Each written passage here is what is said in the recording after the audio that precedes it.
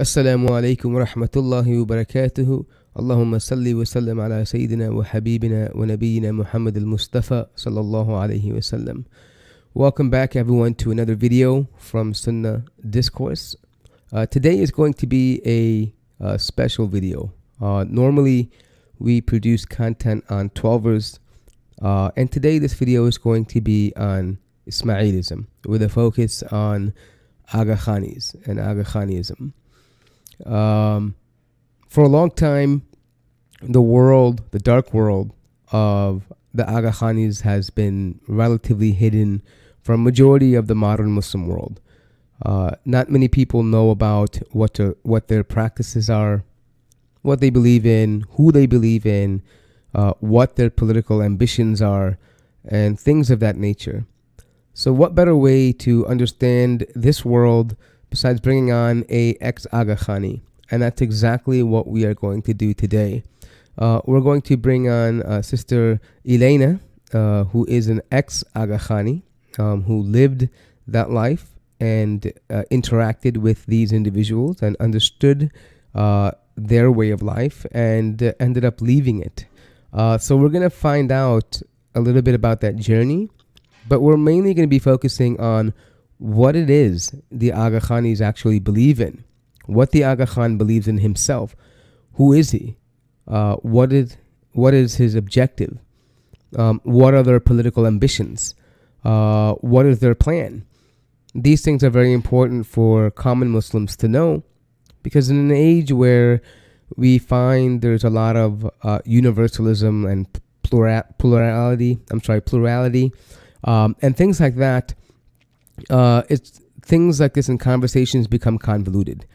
So what we're going to do now is we're going to actually dive into what Aga Khaniism is and what they believe in and why we should be aware of it, and some of those important things that you may or may not know, but nonetheless we should speak about it in order to better prepare ourselves, and especially when we're making da'wah and we're interacting with Aga Khanis. But before we get into the video, please make sure to like the video, make sure to subscribe to Sunnah Discourse, and consider giving a donation to help keep the lights on. The links to donate will be down below, but it really does help us with the process, because things are not free. Everything has a price, including hosting and video editing, and all these things they have cost associated with them. So consider donating and helping the brothers out.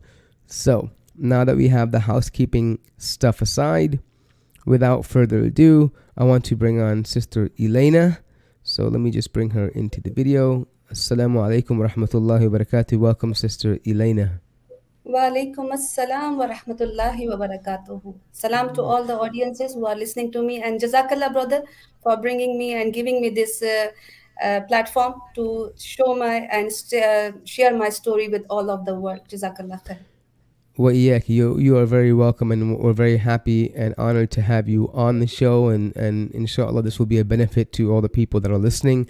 And most importantly, if there are any Aga Khanis that are going to be watching the show and the video, we do implore you to watch this with an open mind. This is not simply just an attack and a ridicule and a mockery of your belief systems, but rather it's a call to action, to think about the things that are being spoken about, and then to reflect on them, as the Quran mentions people to do, to think about what it is that they are believing, and contemplate these things, and do not just follow the ways of your forefathers. Right? This will not be an excuse for you on the day of judgment.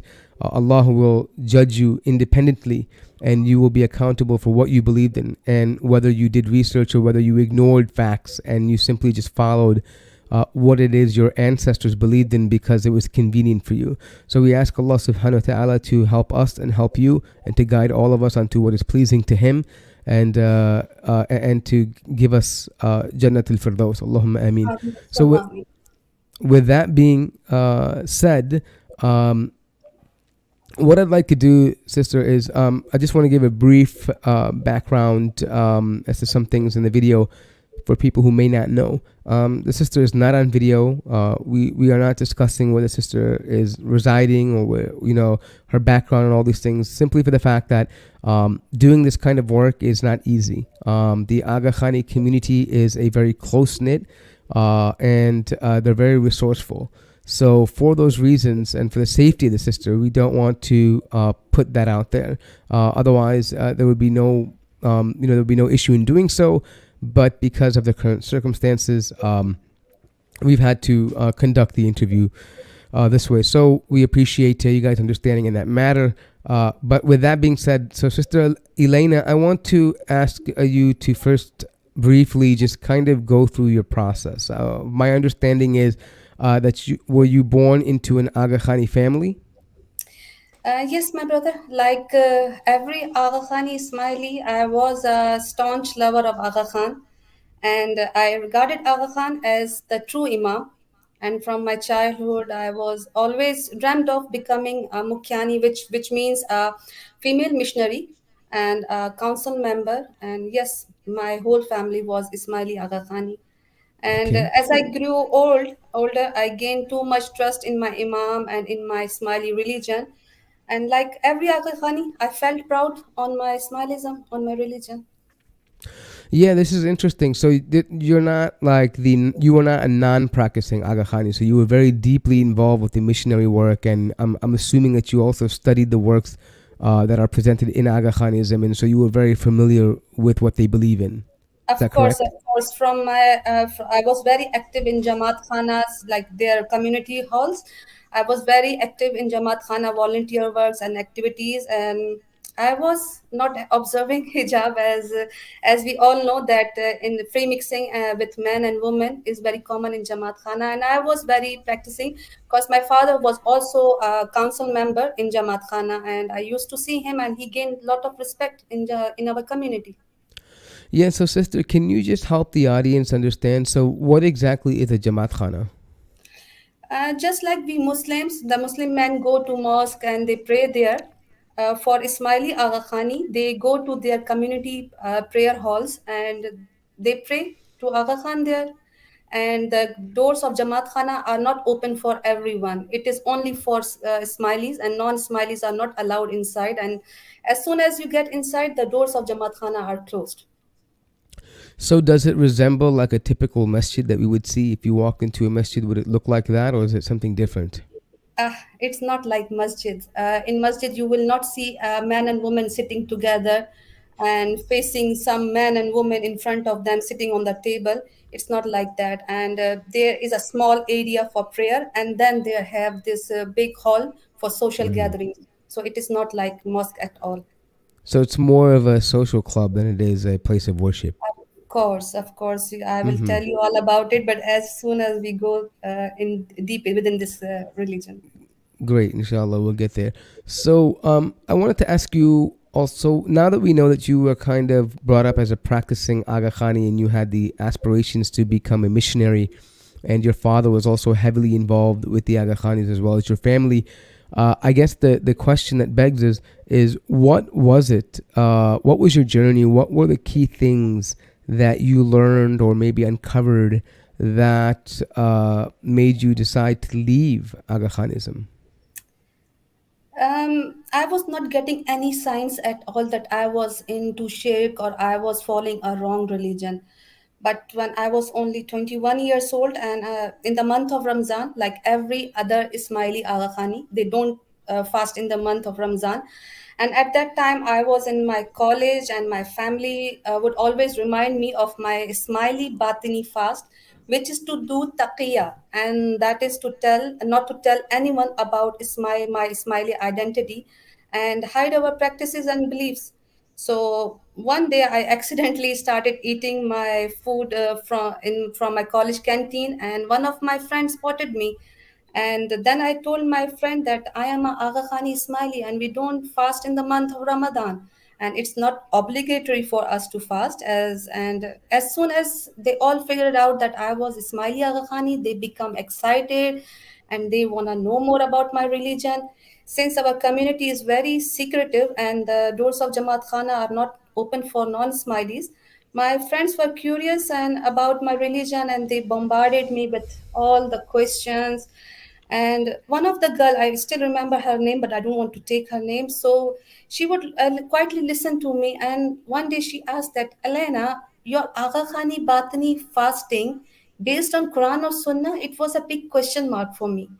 And with the speed of lightning, I answered, yes, of course, my Imam is a speaking Quran and he interprets the Quran, and whatever he tells us is from the Quran and Sunnah. And later I realized that I gave a quick answer without even thinking, and it made me think deeply about my religion. Next day, I skipped college. I had to get answer, and I did not find the answer in Quran and Sunnah. And when I read one of my neighbor who was a Muslim, and he guided me to the certain ayah of the Quran, that was Surah Al-Baqarah, ayat number 187, where Allah says that eat and drink until white thread of dawn becomes distinct from the black thread of night. And I was like, how? Allah stops at us eating, and my Imam tells me to eat and drink and do taqiyya. And that was the light bulb moment for me. And at that Hmm. time, I felt that something slapped my brains. I felt defeated first, and then angry, and then became numb, and I felt deceived. Yeah. So, just a curious question. As growing up as an Aga Khan, do they teach you to read the Quran? Do they teach you to study in Arabic, or how is this done? Is it just a set of rules passed on to you in like a Sunday school? Like, how is the educational system? Do most Aga Khanis, are they able to read the Quran in Arabic? How does that work? No, no, no. They just brainwash us from the very beginning, from the night schools. They have these religious night schools for the children, and they kept on telling us that our Imam is the speaking Quran, our Imam is the Natiq Quran, Allah's Noor is inside of him, and whatever he speaks and tell us is from Quran. And for Ismaili Aga Khani, the our Quran, the holy book, our Quran is time bound. It is not meant for the whole humanity for all the times. So the time when my friend asked me for the reference of this Batini Aga Khani fast from Quran and Sunnah, and that day I realized that we had no Quran in our house. And Hmm. I asked my father that why is it that I don't have any Quran in my house? And he told me, why would we need a Quran? We have a living, speaking, talking Quran with us, and whatever he says, it's Quran. So Yeah. no. This is really interesting. And we're going to speak more about why they believe that a little bit later on. But what I wanted to ask you now, before we get into the actual the meat of the discussion, is so what at what point did you decide? I'm going to be a traditional Sunni Muslim. Like, what was the motivating factor for that? Because one could argue that, okay, Hmm. fine, you left Aga Khanism. Why not become a Shia? Why not become Ahmadi? Why not just become a different religion, right? Uh, What was the what appealed to you? Why did you become a traditional Sunni Muslim? I reached to the Sunni Muslim by going through many phases. I became an atheist after leaving Ismailism. I was against Islam because what they teach in Jamaat Khana and what they teach in mostly in Ismailism is against all the Sharia laws and all the bad things about the Islam. So I was already hating Islam. Then I became this Shia, and for me being Shia is just for 4 and 5 days, and it was the worst time of my life. It was the peak time. I tell you, it was the peak time of Muharram, and the Shiism in Pakistan is very different from what I believe is different from other regions. It is very much extreme. And the first Yes. day I went inside that Imam Barga, I don't know how you translate Imam Barga. The place, it is like same as a Hindu temple where they have these idols and then this empty baby swings and ribbons It's like a around it. shrine. Yeah, it's Yes, a it's like shrine a for the shrine. Imam. Yeah. And the moment they brought that horse inside Zuljina, and one of the ladies told me, oh, Peter, why don't you go and ask your about your problems and tell him your problems? And I say, I talked to this horse, and I was like, first I was asking to a human. I was worshipping a human, and now I have to worship a horse. So I fled from the scene, and I never go back to. I never studied Shiism because from the very beginning was absurd. I tell you. Subhanallah. Yeah, I mean, it's ironic to me because we've done interviews with many ex-12ers, and a lot of this is the same comments that you're making. They've also expressed this, like during the rituals of Muharram and Ashura. They will see things like asking the dead, asking animals, various rituals they're doing, bloodletting, and it seems to be something which makes them uneasy, and they never return. They felt uneasy doing this. So alhamdulillah. So you were um, briefly looking into Shiaism, 12ism for a few days, and that didn't work out. So then, what was the next phase for you? How did you come to Ahl Sunnah wal Jama'ah? For the brief period, like I think it might sound funny again to you, I become grave worshipper as well. I used to go to shrines with my mom. My mom was not a smiley, my father was. And with my Mm-hmm. mom, I used to go to these shrines and everything. But it's a long story. My mother was like, I don't know what was that, but one spiritual alim and spiritual healer told that my mom is possessed by a jinn. And then Mm-hmm. again, I was asking the question that if a saint and Sufi cannot keep away shayateen from their shrines, how could they save us and how could they hear our prayers? So again, I left it and then I started my studying because instead of following other people's, I was looking inside the Quran and the Hadith. And there I found that Islam is very simple. It is not so complicated like other people have made it. So Alhamdulillah, now I am stable, I am at peace, and I'm not looking for the true Islam anymore because I found one. Alhamdulillah. Alhamdulillah. So basically, I think what I can understand, it comes down to the core where you began to read the Quran and read the literature in the Sunnah. And I think really what it boils down to is you understood the concept of Tawheed Lillahi subhanahu wa ta'ala. And that concept of Tawheed, although it is deep, it was simplified. It was, without question, it became apparent to you by reading the Quran and Sunnah. Is that what I'm gathering from this? Alhamdulillah, cause from the age of 24, then I started reading Quran in Arabic. I Mm-hmm. was feeling ashamed that small kids are from 30 para, and now I'm doing alif ba ta sa. So it was like something. But the very first ayah, Surah Fatiha, and when I reached to Iyyaka na'budu wa iyyaka nasta'in, and it was all in that I have Yeah. to ask and worship only Allah subhanahu wa ta'ala. I have to only pray to Allah subhanahu wa ta'ala. And Yeah. every other deviant sect, you see that they are telling us to go that side, go to someone, go to this side, but Allah subhanahu wa ta'ala is saying just ask me, only pray to me, only worship to me. So no need to go further. It was just like direct hidayah from Allah subhanahu wa ta'ala. Alhamdulillah. Alhamdulillah. So that's a very brief overview. I'm sure there's so many more details. I'm sure people have questions. Maybe perhaps at a different time we can go into the whole life story of Elena. But I think for purposes of time and keeping the video concise, we're gonna transition into the main subject of the video, which is going to be discussing the secret world of the Aga Khanis. And I think that's what a lot of people are looking for. And I think this is what the sister has prepared to do. So I think with that being said, I want to start off with my first question to you would be, what are the beliefs of the Aga Khanis, and in which way do they differ from the way a traditional Muslim would practice Islam? There's so much I want to tell, and I want you, my brother, to show some slides so that they can see that whatever I am telling, it is from their own books. And Okay. start from the So do first you want one. me to just go ahead and share the Yes. slides? And okay. Yeah, All so right. starting from the followers of the Aga Khan practice none of five pillars of Islam.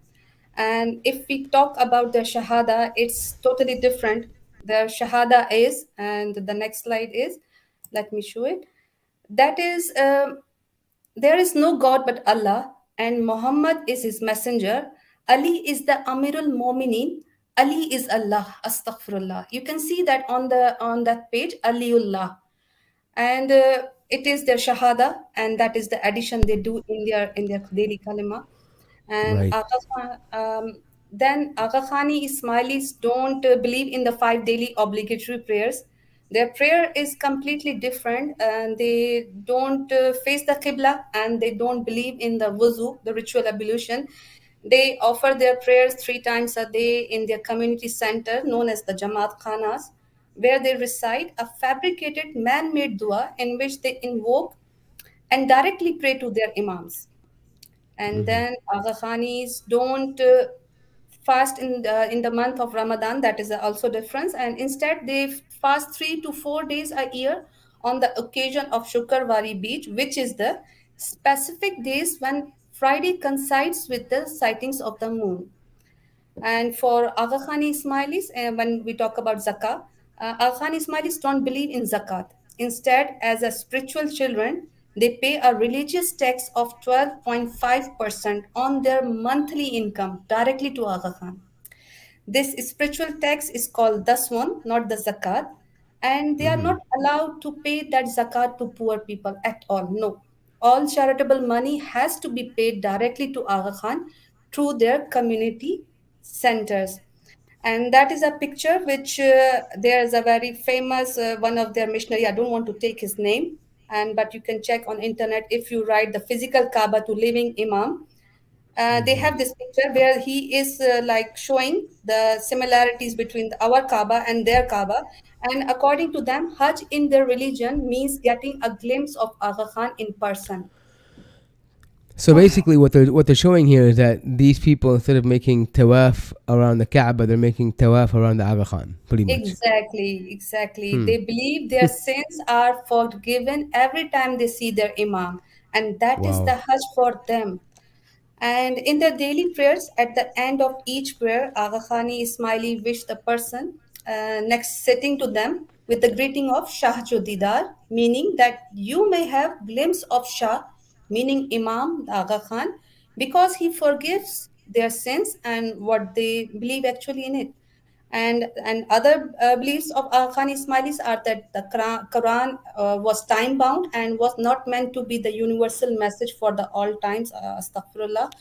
Yeah. And So can we yes, just pause there for a second? I just want the audience to reflect on that for a moment. To say that the Quran itself is to be something limited and it's not for all times, this is a statement and belief of kufr. The Quran is for all. It is for all of humankind. This is from after the time of the Prophet Muhammad sallallahu alaihi wasallam. It is the Quran, the Sharia, until the end of time. There's no doubt about this. The Quran is very clear about this. So if anyone says that the laws of Allah subhanahu wa ta'ala, the relevance of the Quran is no longer relevant today, and that we must have other sources of guidance, this is undoubtedly a statement of kufr. Just so that we're very clear on this. of course, of course. And there are so many articles of their missionaries and their speeches on this very topic, that how Quran is nauzubillah a silent book and their Imam is a talking book and talking person. Nauzubillah. And And then this they is used as a form of insult that, oh, the Quran is silent, our Imam speaks. And so this is kind of a mockery of Muslims. Of course, and then the physical Kaaba is just walls. It has nothing inside it, and our Imam has held the Noor of Allah Subhanahu wa Taala in him.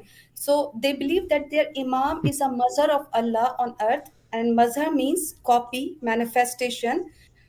So in their theology, Allah appears or manifests Himself in the Aga Khan Astaghfirullah. That is their belief. Astaghfirullah. Yeah. It's very, very strange. I mean, obviously, for a person who has been brought up as a Sunni Muslim, hearing these things are disturbing. I know you don't mean to just go through them, but for someone who doesn't know these things, this seems like a very. It does not sound anything like Islam. It sounds like paganism, to be honest. When you say that the light of Allah is contained, وَلِيَعُوذُ بِاللَّهِ, inside of human being, or when you say the reflection of Allah subhanahu wa ta'ala, وَلِيَعُوذُ بِاللَّهِ, is in a human being. When a human being can forgive your sins except Allah subhanahu wa ta'ala, other than Allah subhanahu wa ta'ala, I should say, These are concepts that we grow up with at 2, 3, 4, 5, and 6 years old, where we're taught that this is shirk billah. This is what the Christians have done. They have made a man into a god, and this is what separates Islam from other forms of paganism and or other religions and forms of paganism. And so at the very crux of this all, um, it seems to me that Aga Khanism is rooted in paganism, in the worship of a man. Of course, and even since you brought Christianity, there is a concept of three beings existing eternally. That is Allah, Nauzubillah, in Ismaili theology. One is Allah, one is universal intellect, and other is universal soul. So Nauzubillah, they invoke these three beings in their prayers and in their Ismaili dua. But when you ask them that who do you worship, they will say Allah. But when they are saying Allah, it means all these three beings. I'm telling Yes. you. Yes, and actually, I know you have a slight presentation here. I don't want to deviate too much, but I think this is also important to break down. This is an important thing because what they've done is they've relied on qiyas, and they have attributed to Allah subhanahu wa ta'ala what He did not attribute to Himself. And the reason why this is problematic is because when they speak about Allah and there's a divine intellect and there are these other added eternal things. So basically, they are co eternal. So what that means is, as Muslims, we would believe that the only thing that is everlasting, Al Hayy, Al Awwal wal Akhir, this is only Allah subhanahu wa ta'ala. Nothing else. Everything else is makhlooq, is created, and it has a beginning and an end. For them, they believe that there are co-eternals with Allah. So, for example, the universe is eternal. Along in the universe has infinite wisdom and knowledge, and it's actually not Allah that possesses knowledge. They say Allah does not have knowledge. He transcends this idea of knowledge. He creates this universal, this eternal universe, an eternal idea, and this thing then creates and then has knowledge and is aware of everything. And so it's almost as if Allah can do nothing Himself, meaning that He just exists. He's unaware of what's happening. Waliyadu billah.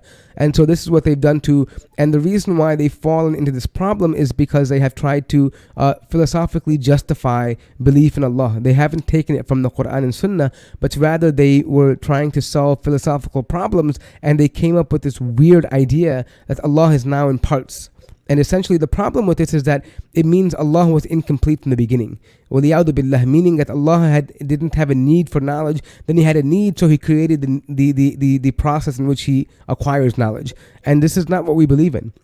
We believe Allah is whole. He is as-samad. He is ahad. He is unique. He is, there is nothing like Him. He does not need, he's independent of everything. This is what Allah subhanahu wa ta'ala is in the Quran. And for them, they've made it as if He is dependent on certain things, and that He has become part of a order of things. He has become a hierarchy of other co-eternal things. And so this is a problem for those of you that are listening. It may not seem to be such an issue, and on the surface level, maybe these concepts and the way they describe them is very philosophical, and they try to deceive and water down really what they're talking about. And really what they're talking about is other gods besides Allah, demigods besides Him. Of I'm course, sorry, I didn't mean to go off on that no, rant, but I wanted people to understand what you were speaking about. of course, because these things are so complicated that even their missionaries don't tell all this concept to the mainstream Smileys. They just tell them what to do, but they never explain this universal intellect and universal soul. And these normal Smileys, these particular Smileys, they don't bother to ask the question. So you explaining all these things now making sense to all of them. I think, inshallah, they will ponder Inshallah. upon it.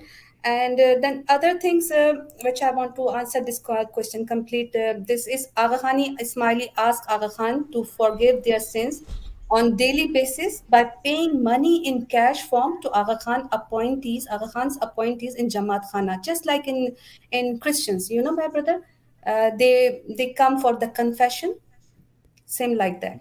Subhanallah. Yeah. This is, I mean, and so we're going to talk about why this is important a little later on, because this ties into why, who benefits from this donation, who benefits from this money being given. So we'll talk about that later on as well too. Inshallah, inshallah. So that is that is the main basic difference. There are small, but I don't want to go inside it. But Mm-hmm. these are the basic.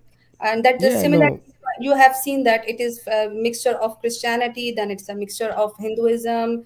We will go through it, inshallah. Yes, my brother. yeah.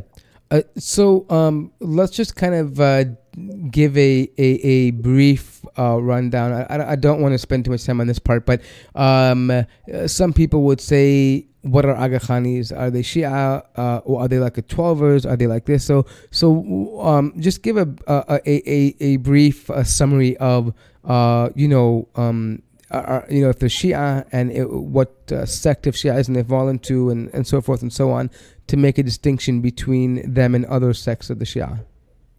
Brother, they call themselves Shia, Imami, Nazari, Ismaili Muslims. That long is a name for them. And in which they call themselves Shia because they think that after Imam Jafar al Sadiq, they belong to the Shia sect. But Yeah. Ismailis are those who decided to follow Ismail as the successor of Jafar al Sadiq, whereas Shia choose to follow Musa al Kazim. And so during that time of Al Hakim in Fatimid era, the Druze broke off into different sects. Other sects of Ismaili branches are Daudi Boras, then Hafizi, Jafri Boras, Alvi Boras, Soleimani, etc. The list is long, but they tell themselves that they are Shia. But in Pakistan, one of their main marjas, the top one, that is Grand Ayatollah Allama Hussain Najfi. He clearly stated and he gave fatwa against them that they are not Shia and even they are not Muslims. So those Shias who says that no, don't say anything to Ismailis, there is a clear fatwa from the Grand Ayatollah. Right. Yes, and I think it's quite well known, and it's not only just about their beliefs, but also, I mean, there's the issue over the imam, which is one thing where I think the Twelvers, they began to follow Musa Kazim, and then the Twelvers, the Ismailis, they went Ismail, after Ismail Ismail bin Jafar Sadiq. Ja'far. Right, Yes. exactly. And actually, it's funny here because the Twelvers make the claim that Musa Kazim should be followed because they claim, وَلِيَعُوذُ بِاللَّهِ, that, astaghfirullah, that Ismail bin Ja'far was a drunkard. And so he couldn't Yes. fulfill his job as an imam. So that's where they differ over and they split. And so you have that. So even among the Twelvers and the Shias, and there's infighting in terms of the imams. Like this idea of divine imama is also questioned, right? This Okay. infallibility of imama. And my brother, almost all of the brothers of Ismail bin Jafar Sadiq, they claim imamat. So we don't know who was the rightful hire of that imamat. So now claiming all of them to be the imam and the Allah's nur are in them, it is quite absurd. And these for as for the Ismailis, they clearly what you have said already, that they put the blame on Musa Kazim for snatching the imamats of Right. Ismail bin Jafar Sadiq. So I see you have presented something in the slideshow here. Why don't you go ahead and explain? So maybe I think you included it there to explain some things about No, the it's just hierarchy. it is just an overview that how they split it into different sects and how the Imam Nazar uh, and his son they become the next Imam for Ismailis, and then this Mustalis and Mustansar Billah, they have the division. So it's just for the viewers, they can pause the video, and then they go through the different sects of these Ismailis as well as Shias. Then they have some sects of the Dawoodi Bohras as well there in there. Yes, madam. Very good. So, yeah, I think we've covered a lot about the differences between the Twelvers and the Ismailis, and I don't want to get into the details of the other minor groups of the Ismailis, like the Boras, and I mean, I don't want to. That's not really relevant to us right now. I think we want to separate them from the main body, which is the Twelvers, and I think we've done that. However, I want you to now perhaps maybe explain a little bit about the Aga Khan and what the importance is, and maybe a little bit of the history of the Aga Khan, because there's certain questions you have later on regarding who the Aga Khan is and their claim of descent to the Prophet sallallahu alaihi wasallam. And I know this is a central theme in terms of the Aga Khani Muslims, where they claim that he is like the direct descendant of the Prophet sallallahu alaihi wasallam, and upon many people have tried to verify this, and it's problematic. So in reality, I want you. I think we can discuss that, but I first want you to first describe who the Aga Khan is, and maybe describe where this title, even Aga Khan, comes from. First of all, let's start with that. Where does this title Aga Khan comes from? Where does it come This, from? the Aga Khan titles were given by the Shah of Iran, and because of certain titles he received, he married the one of the daughter of Shah of Iran, and he got this high title of Aga Khan. But he gave it to the one person. But now they are claiming by every other Aga Khan is saying that we are the Aga Khan. But the title was only given to the one Aga Khan, and then this His Highness, Prince, and all these titles are given by the British Queen for the particular services they provided to the Queen of England. So that is in short, but we don't want to dive into the details because the way they fled from the Iran, it is a big story. So inshallah, later on we Yeah, will. so that's also interesting too, because it looks like, for people who don't realize, we're going to give a very brief over summary. There's a lot of content to cover here in the history. We're talking about 1,000 years of history, so it's hard to condense all of that in a few, in an hour or so in a video. But at a very high level, I did read a little bit about this, and it's interesting because after Al Amut, after the Ibn Sabbah was decimated, their empire by the Mongols in Al Amut in Iran, the Aga Khanis went, or they went under, or the Ismailis at that time, they went underground. 5, 6, 700 years almost later, the current Aga Khan, his forefathers came out and claimed to be the Imam, the hidden Imam, after like 600 years. Even there is And a lot of doubt in it, my brother, because absolutely. claiming yes, because after 300 years of gap, someone comes on the altar and they say that we are the imams and we are the real descendants of the Aga Khan. That is very absurd, and nobody asked that, nobody double checked their ancestry. Okay, so this chart you see is the according to the question you asked me, that where the claim of Aga Khan that he is the direct descendant of from Prophet Muhammad sallallahu alaihi wasallam. So just in short, I want to give a brief overview that this is a very clear false claim, and I have many proofs from Aga Khani Ismaili sources and from the historical fact. And the one you are looking at, it is from the Farhad Daftari, a very prominent Ismaili scholar, Farhad Daftari, and he stated in his book that the eldest son of Imam Jafar al Sadiq passed away in year 754, as you can see in the diagram, where his Yes. father passed away much later in the year 765. The question is, so how can imamat be transferred when the son died before he could succeed to his father as an imam? So that is the one thing.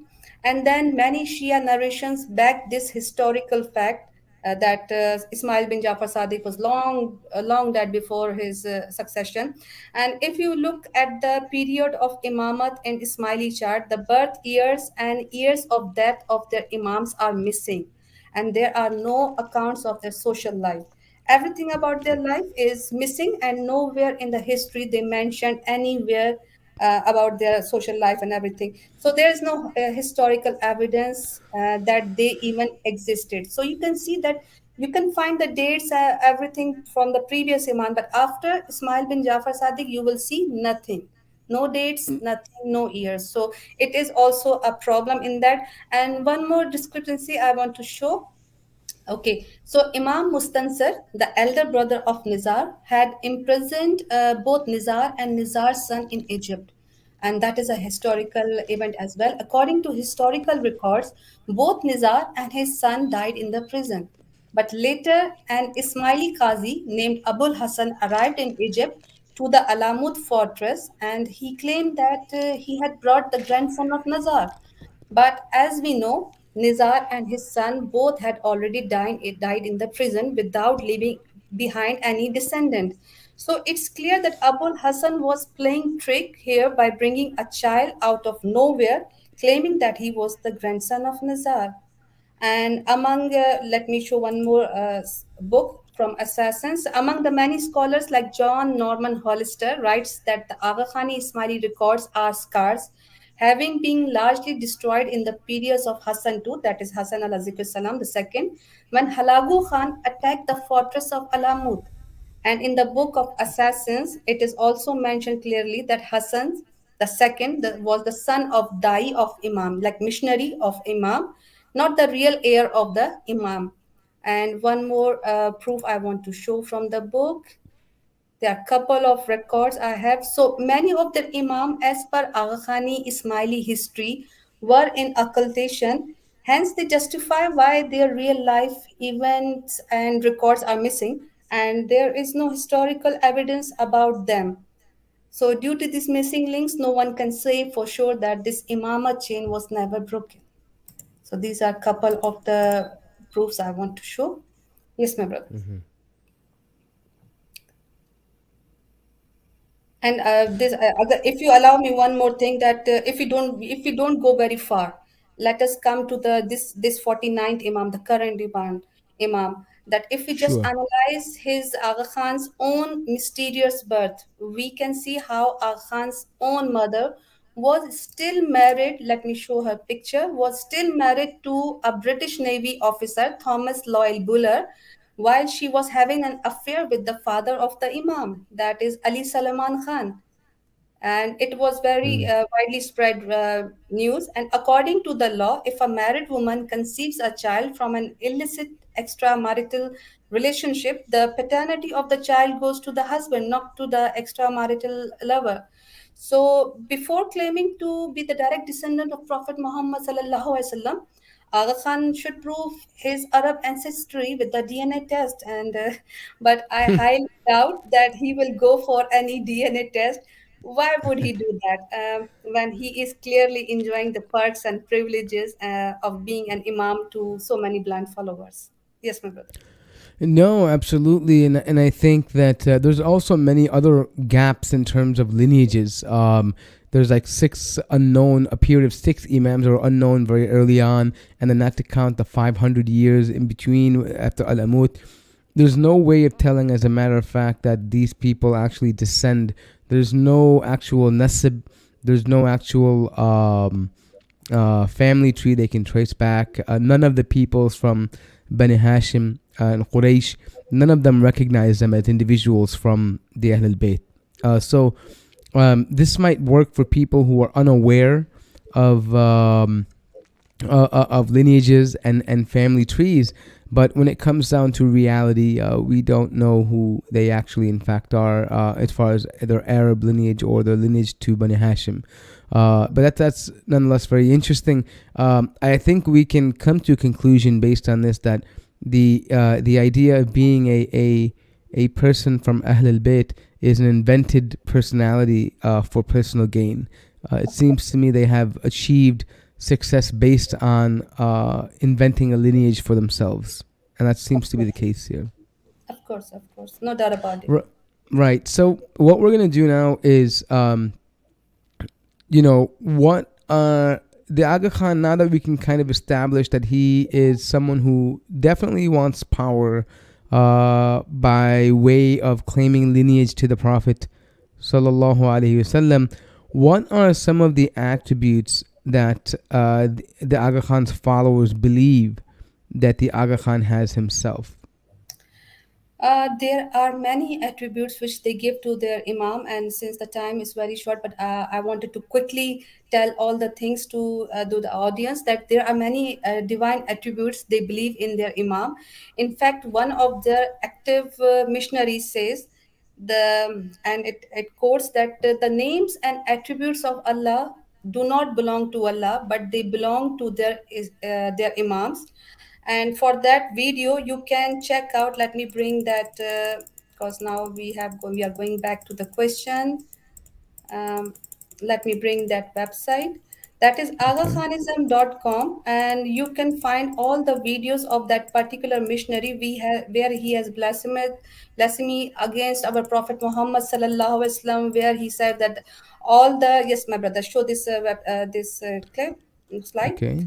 Oh, so that particular video, I try to put on many platforms, and every time I put it there, this this missionary, which is now very active right now on internet media, he takes it down by putting copyright on me.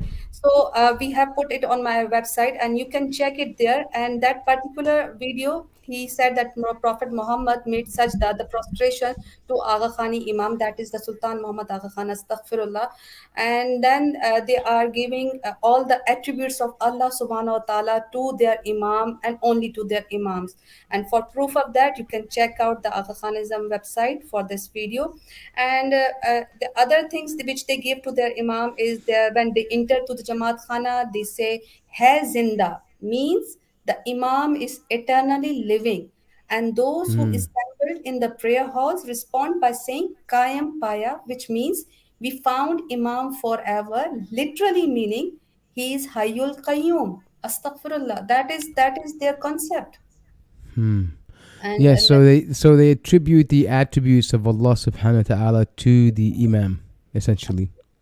of course, everything. If you talk Rahman, Rahim, Kavi, whatever, they say that these are the not the names of Allah. That is the attributes of the Imam. Nauzubillah. That is their concept. So that's why every time they do askar and they are saying Ya Allah, they think about their Imam. If they are saying Ya Rahman, that is they are thinking of their Imam. So all the attributes they gave it to their Imam. Other than that, they believe. Yes, my brother, you want to ask question?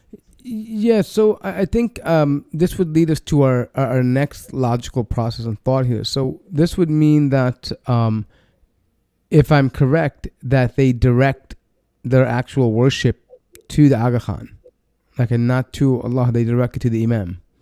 Of Is that course. correct? Of course, I don't want to repeat those words. May Allah subhanahu wa ta'ala forgive me for putting all these things right now in front of the audience, but it is necessary, my brother. Nobody Mm-hmm. in the whole Middle East or in Western countries, they don't know anything about Aga Khan or Aga Khani beliefs. Because I told you, it's a secretive, very secretive society, and nobody is allowed inside the Jamaat Khana. So only those who are becoming ex-Smileys, they are gathering some courage and coming forward, and they are telling this whole kufr in front of the other people so that they can stop their children from marrying those of Aga Khanis. Once these girls marry to those Aga Khani boys, they force them to come to Jamaat Khana, or else they are given divorces. So you can realize that that is very dangerous for our society, for our Muslim sisters and Muslim brothers. Right. So they do direct their worship to the Aga Khan, and they ask, like, and when I say worship, it means they make du'a to him. They ask for forgiveness from him.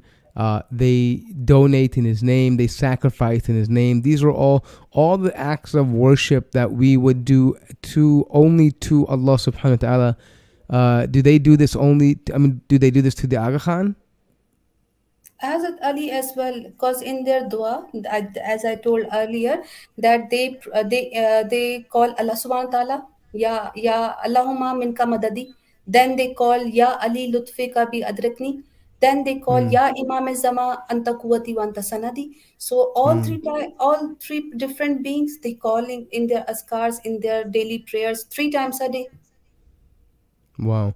So there you have it, folks. You can see very clearly that part of their ibadah is to make dua to their Imam and to Ali. And it's interesting enough that they don't even mention the Prophet sallallahu alaihi wasallam. Even some deviant sects among the Muslims, at least they mention the Prophet sallallahu alaihi wasallam. There's no mention of the Prophet here. It's simply the Imam, this Aga Khan, and this and Ali radiallahu an. This is how they make their shirk billah in their ibadah. One thing I wanted to also, I think it'd be a good time to speak about it as well too, is this is kind of combined, but it seems to me the Aga Khan himself can change practices of the religion, meaning that he can make things haram and halal. And I want you to speak about that because I know that it's a big subject and I want to kind of focus on one thing, which is the main focus of why they can do this. As you mentioned, I mean, well, I don't know if you've mentioned it yet, but we've spoken about this before. There is something, a concept of al-qiyamah, which is like what they, it's very different than what we believe in as Sunni Muslims. So why don't we, to tackle this question, why don't we first talk about what does Qiyamah mean to the Aga Khanis? Okay, first of all, I want to finish that answer of the attributes because it is Sure, very important, my brother. Because sure. many Ismailis, they call him Akle Kul, but they don't know what is Akle Kul. They call Okay. their imams a universal intellect. They believe that Aga Khan has the knowledge of everything seen and the unseen. And as per Ismaili theology, God continuously bestows His spiritual inspiration, Taid, light, the Noor, upon the Imam's souls, as a result of which Imam is the possessor of the all esoteric knowledge. So now you can see that they are saying that their Imams is keep getting this ta'i, this is spiritual inspiration. So it is a clear denial of the Khatm Nabuwat, the seal of Prophet Muhammad sallallahu alaihi wasallam. They are saying that he is getting the guidance from Allah subhanahu wa ta'ala till now. So it is a khatm nabuwat, it is a rejection of the seal of Prophet sallallahu alaihi wasallam. Right. So for those of you that are listening, maybe you need some help putting the piece of the puzzle together. Is that wahi is only for the anbiya, and the finality of the wahi is to Sayyidina Muhammad sallallahu alayhi wasallam. The Quran says, "Ma kana Muhammadun aba ahadin min rijalikum, walakin Rasulullah wa khatam an-nabiyyin." And he is the finality of the prophethood, and wahi comes with prophethood. So there's no way that anyone could have wahi, meaning divine inspiration in terms of revelation. I'm sorry. There's a difference between ilham and the wahi, and they seem to not make a difference between it. And so what that means is they believe that the Imam today, this Aga Khan, is actually receiving current and updated revelations as he wills, or when Allah wills, or apparently whatever God they worship, as he himself wills. Whenever the revelation is needed, it is then brought, and so that would mean things can be abrogated, essentially. Of course, and the way he is making changes in the Sharia and in the practices, he says that he is getting the guidance from Allah Subhanahu wa Taala to make these amendments. So you can see that he is also somehow claiming to be the prophet of prophet of Allah Subhanahu wa Taala, but he is not clearly saying it, so that people might not get any shock, but that is their theology. Other than that, they call their Imam Natik Quran, which means speaking Quran. They believe Aga Khan is a speaking Quran and it has a higher status over the silent Nauzubillah, silent Quran, which they refer as our holy book, and they refer to our holy book as silent Quran. And that is why every Aga Khani Ismaili treats Aga Khan's word as the highest authority over everything else.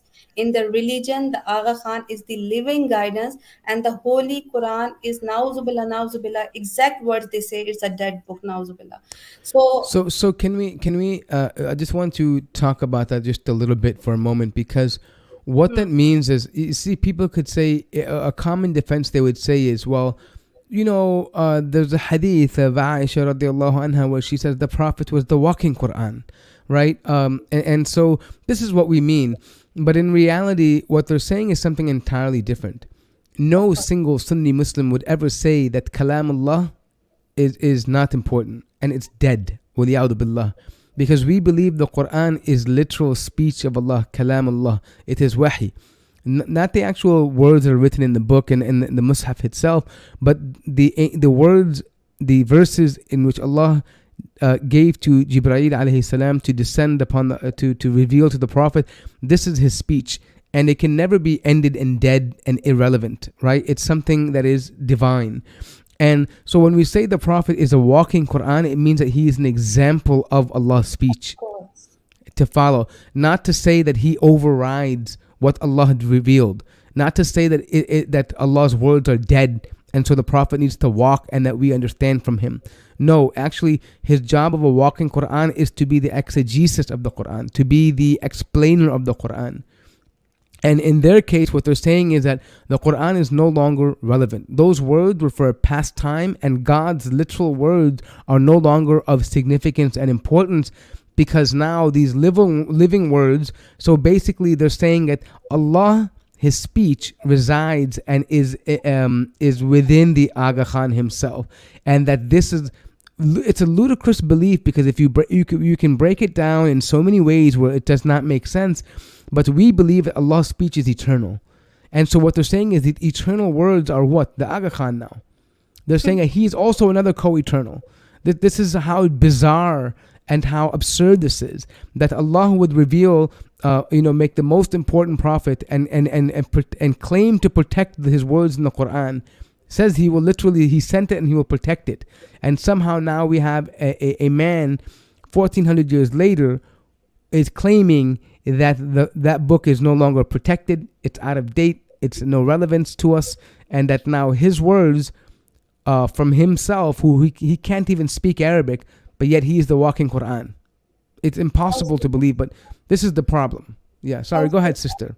My brother, because this very subject, if you check on internet, this deviant Mufti Abu Laith, he had a conversation with the missionary, the Smiley missionary, and that whole episode was on that very topic, that how Quran is not the word of Allah, it is the word of Rasulullah. So that Mufti was just keep on agreeing with everything that Ismaili missionary was saying. So that is so absurd. Alhamdulillah, our Muslim brothers are debunking all his claims, and he is running away from us. The Ismaili missionary, I won't take his name. And they also call their Imam, all this is in this slide, they're also calling their Imam as Shafi'i, meaning the one who will save them from hellfire on the day of judgment. He will become the Shafi'i for them. He will do shifat for them. And then, according to the religion, Aga Khan is not required to pray or worship God, because they believe Aga Khan himself embodies the Noor of Allah, astaghfirullah, and has Astaghfirullah. the self-designated authority to forgive sins. So how could Allah do worship of himself? So that is why Aga Khan is never seen in Baitullah. Nobody has seen him doing any type of ibadah. Nobody has seen him praying like Ismaili, not like Muslims. Like, he don't literally pray nowhere. And even if he's somewhere amongst the Muslim, he just bends his hands wrongly. That, for Muslim we put our right hand on the top, but we have a picture where Aga Khan is putting the left hand on the top. So he even don't know how to pray. So that is But the. it's also funny because traditionally Shias, they don't pray with their hands folded. They leave their hands aside. So Hmm. it seems to me he's clearly trying to mimic what he's seeing. He doesn't know. He has no knowledge of actual how to pray. So I see this here. These are the different du'a that they Of have, course. that they claim are quote unquote du'a. So why don't you explain some of these and what they actually mean for them? Like what times they're Actually, used and what they're doing. these are done by their Ismailis, and for the for Tobo Tobo is a dua when they ask forgiveness from the Imam. So they say, "O Shah Kareem Aga Khan, forgive me, and you are the forgiver." And that is their exact wording when they pay So to this their. is seeking tawbah. This is Yes, like tawbah. Oh, okay. All right. direct tawbah from Aga Khan, not from Allah. They give money to their appointees in the Jamaat Khana, and they pay him, and then they ask him that forgive our sins with the blessing of Hazrat Imam, and they recite these very words. And next there is their Mushkil Asan dua, like for To uh, make problems easy, right? easy, Right. yes, of course. And they ask that may Aga Khan fulfill all your good wishes, and may he keep you safe and sound. So all the things which Allah is going to provide, they are asking from Imam. So they don't have any sense between what the difference between Allah and the human, the Aga Khan. So these are the some of the things. And one of their Imam, that was Mustansar Billah too, and he clearly says in one of his farman that it is obligatory and necessary for the true believer to recognize the creator who is manifest in the world in the form of a human being, and to see him here in order to see him also in the hereafter. So they are claiming divinity, my brother, not only the prophethood, they are claiming divinity as well. So it is just one two example I'm giving. I have multiple books of the related to that topic where Aga Khan himself called. See this picture. They are prostrating in front of Aga Khan, kissing his shoes, and it is a well recorded newspaper article. And this is the very important. This is one of his address, Sultan Aga Khan, that died, the one who already died and claimed divinity. In Wadi Jamaat Khana, he is claiming that if you think of God, I am the God. If you think of Peer, I am the Peer. And if you think of me as your beloved master, I am also the one. So it is clear kufr, clear shirk. Yeah. But yes. And what's interesting enough is that this early Aga Khan, this Hmm. Imam Sultan Muhammad Shah, he was actually the ones that began to came up with the famous the Gina when they went to India, and this is how they actually appealed to the Hindus, and they became Hindu gods to them. They Hmm. also manifested that they were a manifestation of Vishnu and all other gods in order to bring more money and revenue and reverence from people who were Hindu. So not only is he claiming to be a god from the Muslim sense, meaning that he's claiming to be Allah, waliyadu billah, but then he goes on to even appeal to Hindus and to make these famous songs where he's saying, "Oh, the person you're waiting for, it's me. I'm that reincarnation. I'm this. I'm that." These people have no shame in just becoming anybody's god, and it seems to me that their prime motivation has nothing to do with religion. It's prime the prime motivation is earthly Money, success, is of money. course.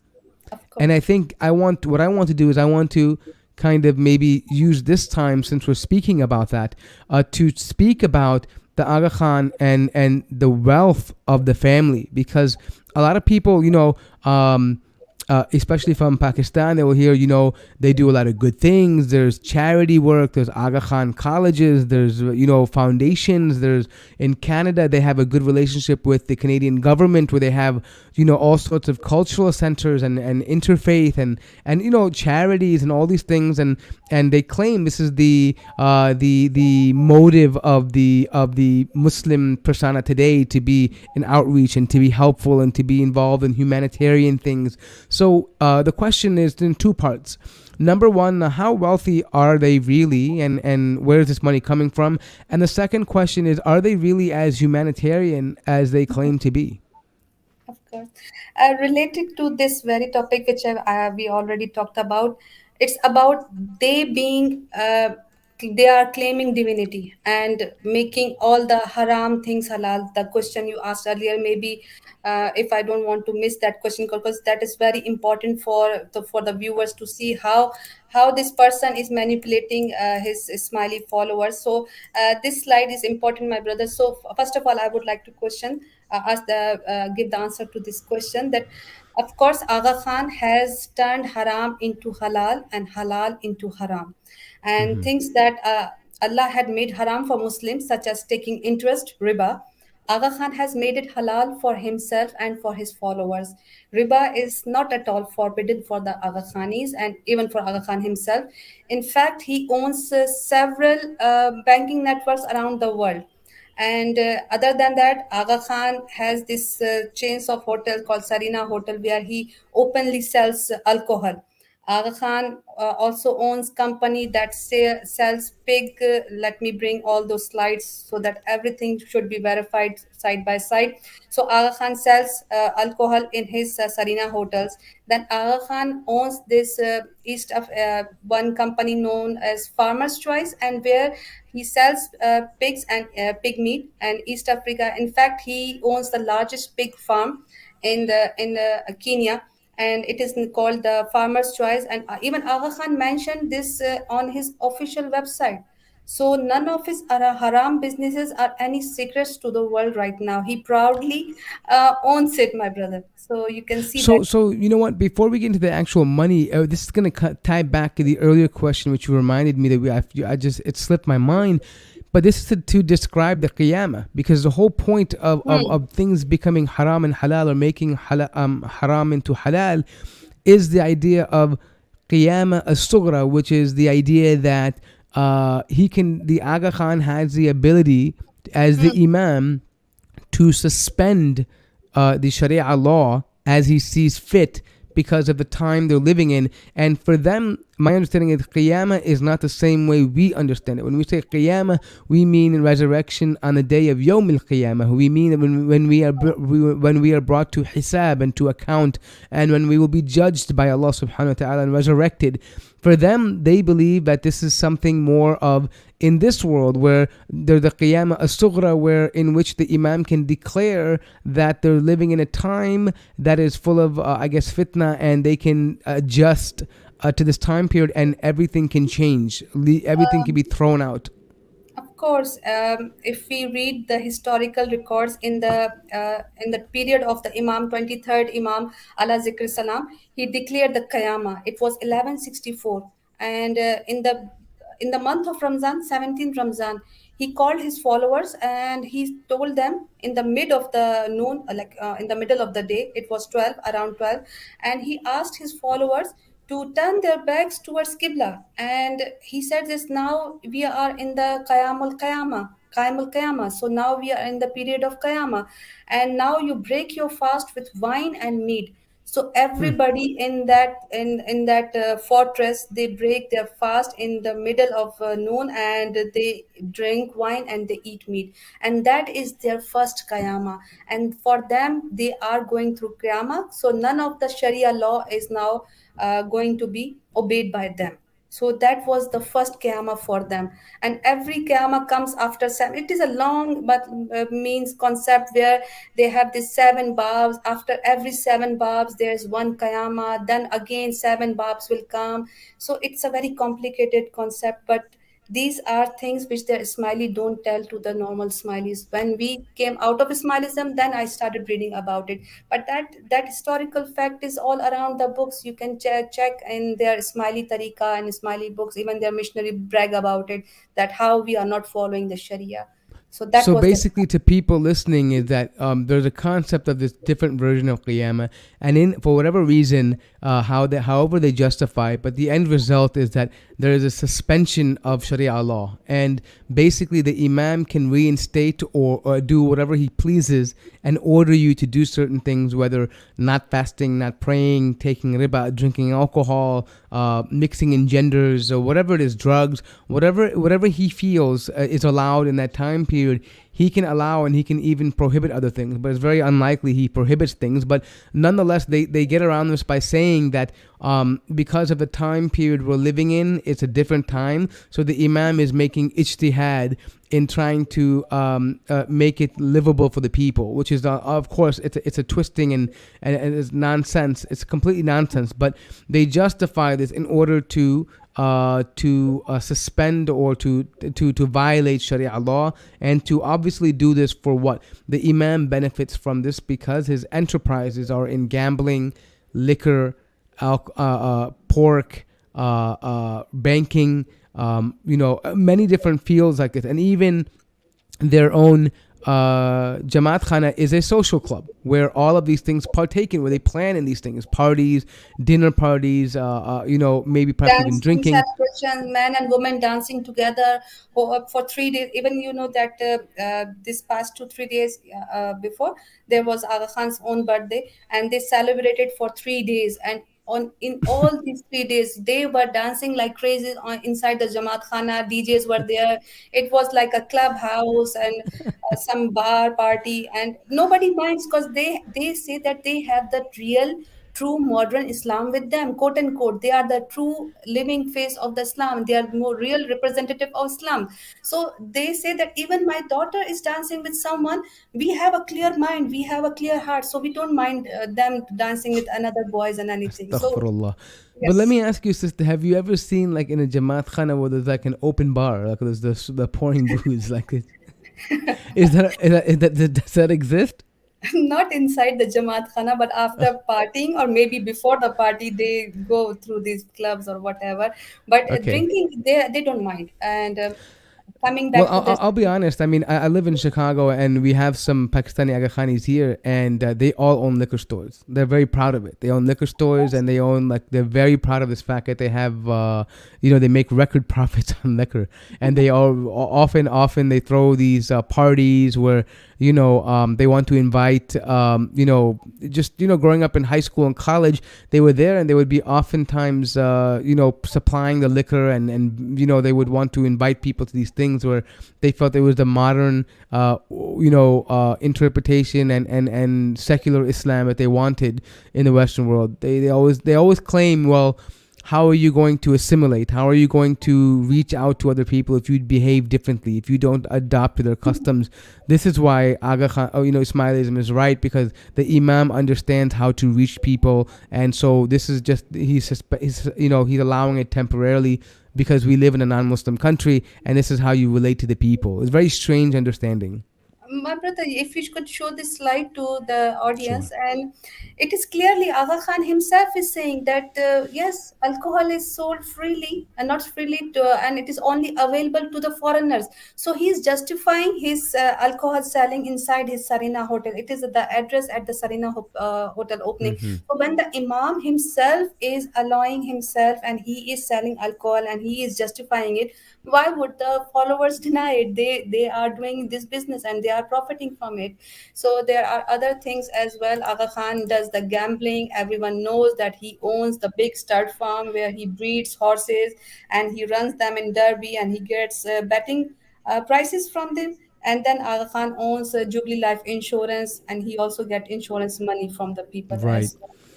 Right. So what we're seeing is that the suspension of laws enables the Aga Khan and Aga Khanis to do all sorts of haram things, which ultimately allows them to benefit financially. And so that leads us to that question that we had. What is this guy? How much is he actually worth? How wealthy is he? And does he do any of this philanthropy that people claim that he is? Is he as generous? Are there foundations that actually help people? Because this is what they claim they do with the money. So let's talk about that a little bit. First of all, how wealthy is he? Since he is making all the things haram to halal, halal to haram, and he abolished the veils, even in the Al magazine, he said very openly that veil was the pre-Islamic, pre-Arabia, pre-Islamic Arabia, and it was not meant for the woman, and it was for the slaves, not for the free woman. So things like that. Then they are saying that our women, you will not find any smiley woman wearing hijab, and they are free to do whatever they want. So their imam are openly asking their women to do like this fornication, this zina. And then Mm-hmm. about Aga Khan's own wealth, yes, that is the main topic. How wealthy is Aga Khan? Well, he owns multi-million dollar horse racing, and let me bring all these things. Let me, my brother, show the. These are the companies which Aga Khan owns, and he owns multi-million dollar horse racing and breeding operations. One of the Britain's largest horse auction houses. Other things he owns are the two yachts. One yacht is, let me bring it, one yacht is 200 million US dollar. And this yacht has a running cost of, let me bring it on the screen. It has an annual cost of 15 million US dollar for running only this yacht. So since he has two of these, so imagine. Then other things he owns is two private jets. Let me bring the two private jets. He owns these two private jets, two islands, one in Costa Smeralda, one in Bahamas. He owns two castles. Let me bring the castles. And yeah, this is the Bahamas and Costa Smeralda. And then he has two castles, one in France, one in India, and one resort. Let me bring that picture. One resort in Costa Smeralda was on sale in 1999, where his price was 60 million dirhams, that is 10.8 million euros. So So I have a question. Do Aga Khanis get like a discount to travel to these resorts? Like, do they get do they get like free club membership or something? no, Can no, they no. go to? Only the celebrities, like last time, if you can check this same very website about this one, you can see down there it has some heading that Bruce Willis was thrown out of this one of his club, which is on Mm-hmm. his island.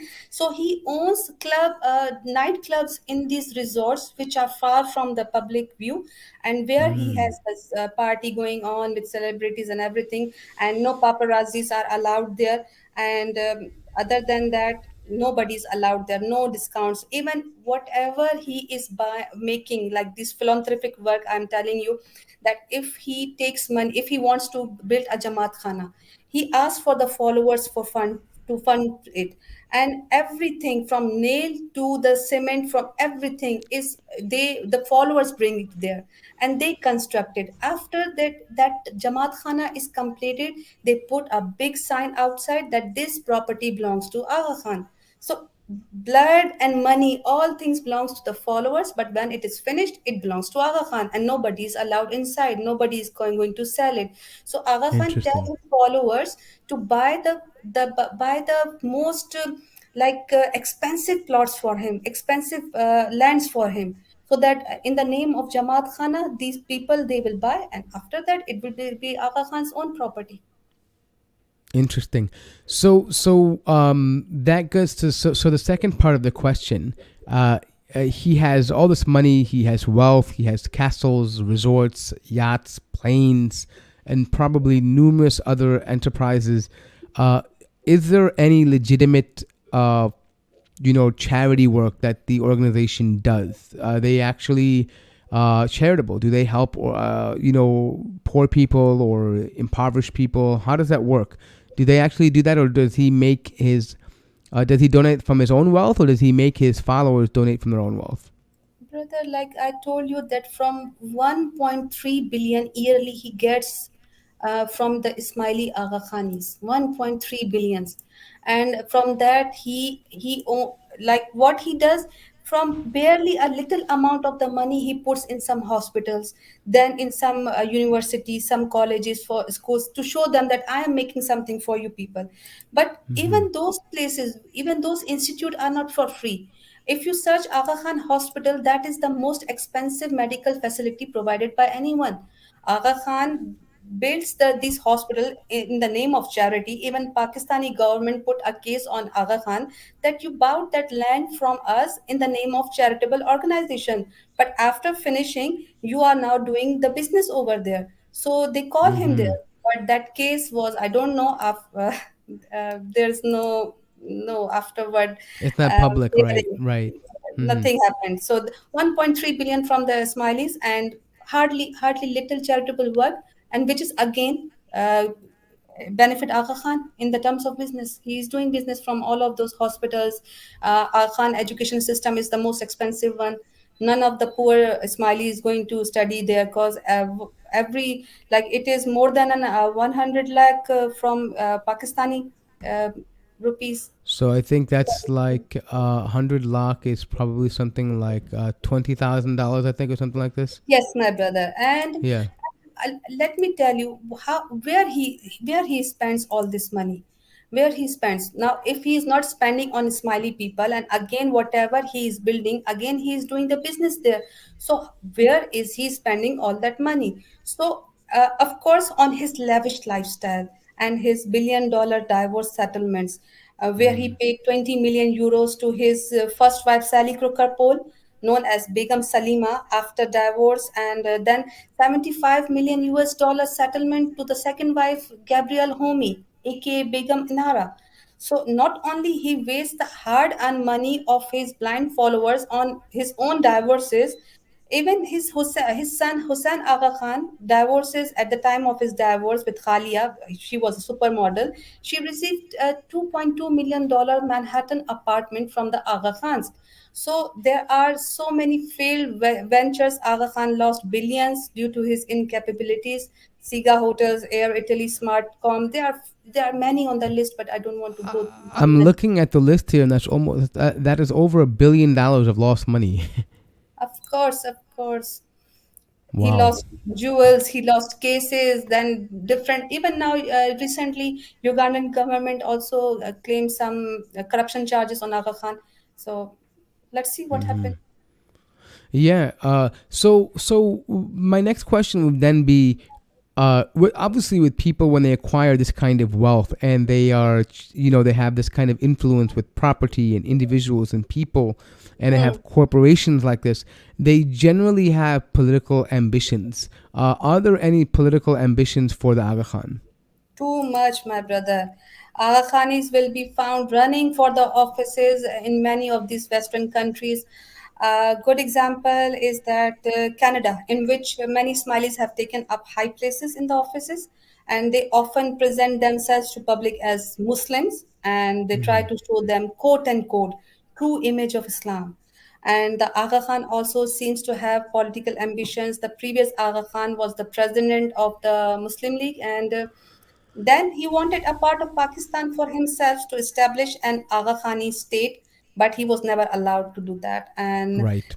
today, the Aga Khan has the relationship with the France Macron and Israel's Netanyahu, very close relationship with Bashar al-Assad, Modi, Putin, and he was involved in political scandals with Justin Trudeau and financial corruption with Nicolas Sarkozy. So, in the the Smileys of Syria, numbering about 200,000, are predominantly Missouri's. These groups gained prominence during the Crusades when a mystical society of Missouri's assassins, they called themselves assassins, fought against Alauddin Ayyubi. And the previous Aga Khan III also wrote the letter to Caliph of Ottoman Empire in support of establishment of the Israeli state. That is the worst one. So it's interesting you mentioned the Hashashin or the assassins. They actually, the group exists today among the Ismailis, but not in a violent form. They're called the Fida'is, right? But they don't do violence anymore, but they plan political maneuvers for the Aga Khan, right? Essentially, they're not really, assassins anymore, but the I think Majlis al-Fida'i, like they have like this, it's like a coordination thing they have, right? Brother, the word Fidai means that he is going to do anything which Aga Khan will say. So in future, if Aga Khan asks them to kill anyone, won't they do it? Of course they will do it. Because Yeah, they think they he's a god. Why wouldn't they do it? of course, and that Fidai Masjid is so secretive and so expensive that not all the Smileys can go inside it. And few of them, which are the prominent ones, which are the richest one, they signed this bayah to their imam that whatever you are going to ask us, we are going to do. So even there are so many Fidain. Like latest one was this guy named Kabiruddin. Let me bring his name. And he was caught on the border of Canada while he was money Yes, he laundering was, for Aga Khan. Yes, my brother. and I think the Aga Khan had to end up leaving that money, losing it because they couldn't file because they couldn't recuperate that. But he got caught smuggling money in from the U.S. to Canada. It's very interesting. I knew about this not because I read too deep, but there's actually a murtad.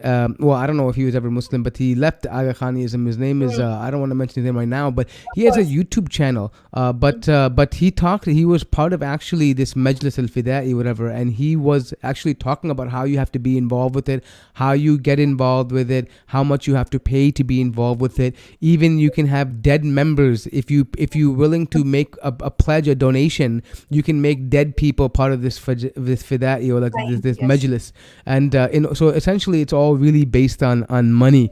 Money. But I think it's going to lead, and this will kind of be our winding down as well too, but I want to speak about this because this is where I want you to kind of close off to.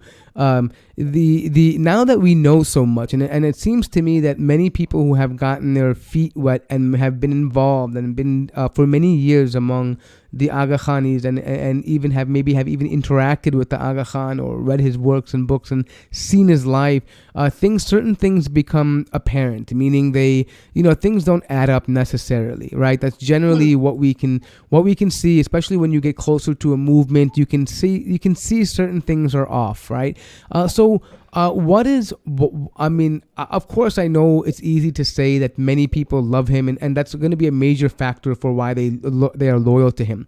They're enamored and mesmerized by his presence and his money and his wealth, and I'm sure he's a charismatic person. He's well educated. I'm sure he speaks all these things. I'm sure that's very common. But when you uncover things like this, why is it difficult for Aga Khanis to what prevents them from leaving. I mean, let's say they've realized this, right? Hmm. And they realize the hypocrisy and the the wasteful spending and the lies. What prevents them from leaving Aga Khanism? For many years, I was also struggling to find the answer, but the answer is on two reasons. First is the spiritual reason, and second is the social one. For spirituality is never discussed in Aga Khanism and never in any matter of Aqidah outside of their imamat. So people never really give much thought to deen and realize the type of religion they are following. And when they ask question, there is no proper channel to address them, and they just give whatever answer they will think satisfy the questioner. Often people are extremely inquisitive, become dissatisfied with the answers, and they end up leaving. But this is not the norm, and even reading the Quran is not taught or encouraged in Aga Khanism. So most people remain distant for their whole lives and never ask question. Second is the social aspect, and that community is very tight knit. Family is very judgmental. Business pacts with people. So many rivers faces this challenge when they become Muslim. Their jobs are taken away from them by their Aga Khani bosses. They are expelled from their Ismaili housing societies. Nobody gives them their daughter if they deny going to Jamaat Khana. They are punished with the forced divorces and complete social boycotts. So they are always under pressure by the community, which haunts them on daily basis. And even if they leave Ismailism or Aga Khanism, they are always being forced and emotionally blackmailed to attend the religious celebration by their family and friends. So these are the particular reasons. Yeah, and I think for people who may be outside of certain countries, like me being in the USA or other people in Canada or the UK, social boycott may not seem like a big deal because many people have different social circles, right? But in Hmm. certain other countries where Aga Khanis are, where you already as your ethnic race are a minority, and then like for example, it could be in Africa, it could be in India, Pakistan, it could be many other places. When you are a minority, and then on top of that minority, you're a smaller minority, you don't have many options, and so you tend to get your job, you tend to get help, money, fundraising, all this from your own community. And many of these places, they don't have access to loans and banks and things like this. So they generally have to rely on other community members. And oftentimes they moved to a particular country or town because they had an established community there. And without that community, they cannot get another job or another house or another business started. And I've noticed also that Aga Khanis themselves, the community itself, are largely merchants. They're largely in business and trade. And if you're in that field, you have your livelihood heavily depends on relationships. If you sever those relationships, you can't have a functioning business. And so, what I think one of the ways I think what the sister was explaining is that their entire social structure is tied to this Aga Khani hierarchy. And if you choose to go against it and they shun you, you literally have to find a way to survive, because it's not like they're going to kill you, but they will economically and mentally and socially kill you off. So you don't have anything to hold on to anymore. So you're forced to come back, and even if you don't believe it, but you're forced to just keep silent and keep up the charades so that you can survive. That's essentially what happens. Of course, they even if the one of the children accept Islam, they quickly tell them that okay, whatever you believe, it's okay. Keep it in your heart, but you have to come to Jamaat Khana and never to tell other peoples that you have left Ismailism. That will bring shame to their families.